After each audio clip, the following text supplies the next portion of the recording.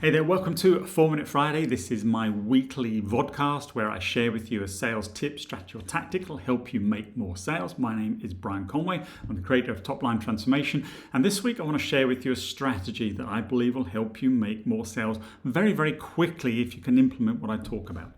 Now, before I do that, let me just go to a whiteboard because I want to just show you something.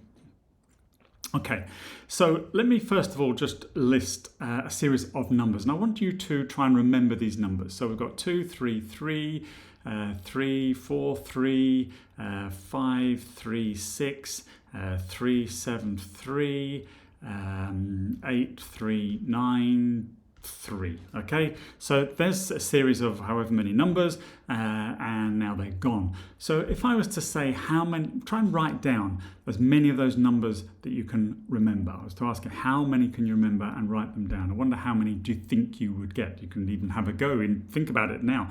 Now, most people, when I do this live in a training class or a workshop, will remember 2, 3, 3, 3, 3 because that kind of just sticks in their heads. And then after that, usually start to struggle a little bit. Some people a little bit more, but we never get to the full line of numbers. Let me show you something else though that you need to know about these numbers.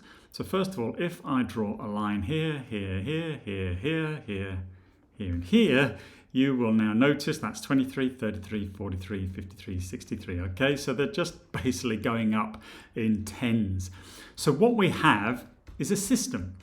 And now we could remember hundreds of numbers, knowing that it then becomes 103, 113, 120, you get the idea, 123, 33, etc. We've got a system. In sales, you should have two systems. Right? One being a sales process, and the second being a sales methodology. I have talked about this before, because people often ask me, what's the difference? The sales process are the steps that you take throughout your sales activity. The sales methodology is what you do at each of these steps. Right? That's the difference. So let me give you an example of how this very recently helped. Actually, if you don't know me, I work a lot in the technology space. Some of you will know that. But let me give an example of a different type of business that I was working with recently, because I do work with outside of technology, but that's typically my background. So I was working with an estate agent, and estate agent's process is they do some marketing to create a lead. Then that lead they will typically get on the telephone to try and book an appointment.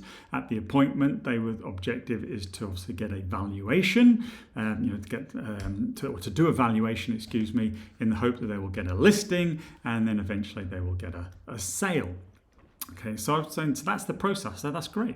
And is it the same every time? I said, yeah, typically we get a lead, we ring them, or they ring us, we try to book an appointment, and at the appointment we do a valuation.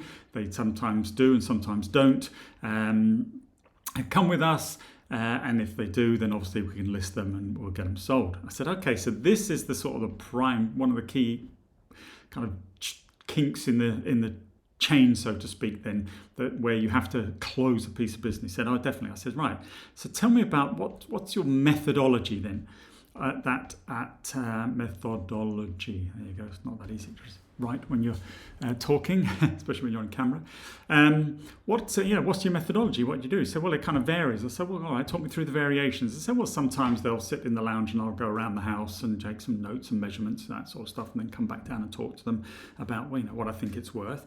I said, yeah, what else happens? He said, well, sometimes they'll come with me around the house and show me around and talk to me about their house, etc. I said, great.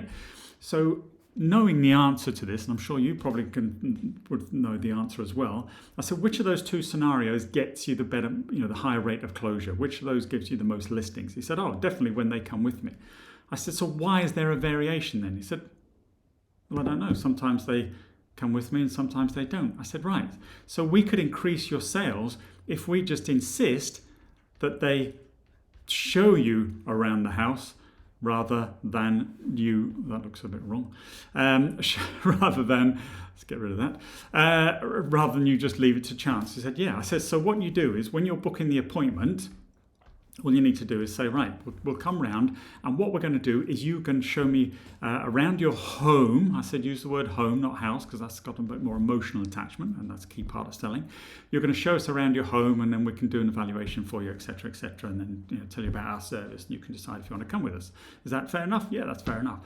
Then when you get to the home, you say, okay, what's happened now is I want you to show me around your home and tell me all about it. Because when they do, as this guy said, they take them around the house, they talk about how long they've lived there, they talk about the renovations and the DIY and the restoration and everything that they've done. They talk about their family that's lived there, if they've got, whatever's appropriate, obviously, but if they're a couple and they've had kids, they'll talk about the children growing up. And I said, yes, you get much more into the emotional attachment of the home.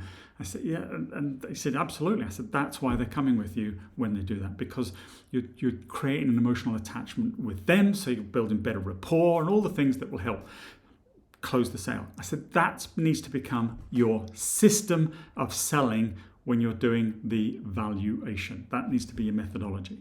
So the point of that story, let me just get rid of this. There we go. So the point of that story is you need systems. You need a sales process, that's one system, and you need a sales methodology. So if you want to increase your sales, look at the way you do things. If you have different salespeople that work for you, ask them, what do they do? How do they do it? And formulate a process. And one of the other reasons this is so important, particularly if you're looking to scale your business, is that when you bring in new salespeople and you want to get them as effective and as efficient as quickly as possible, you can give them your processes to follow, and they will do it in your business way of doing it, rather than ad hoc and with different salespeople doing different things and getting different results. So you'll start to get a compounding effect then across the sales team as well.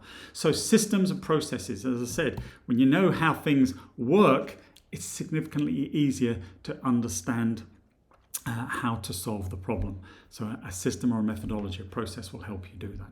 There we go. So that's my tip for this week. Hope you found that useful. Please make a comment or leave a comment in the chat or in the comments box or wherever you're watching this video. Please do subscribe and you'll get notified of any future videos that I release, and like, share, all that sort of stuff. I always appreciate it. So it's been a pleasure to spend a few minutes with you, probably a few more than 4 this week, but I trust you got value from that, and I wish you a great weekend. More importantly, a great week of selling next week. This has been 4 Minute Friday. I'm Brian Conway. Take care.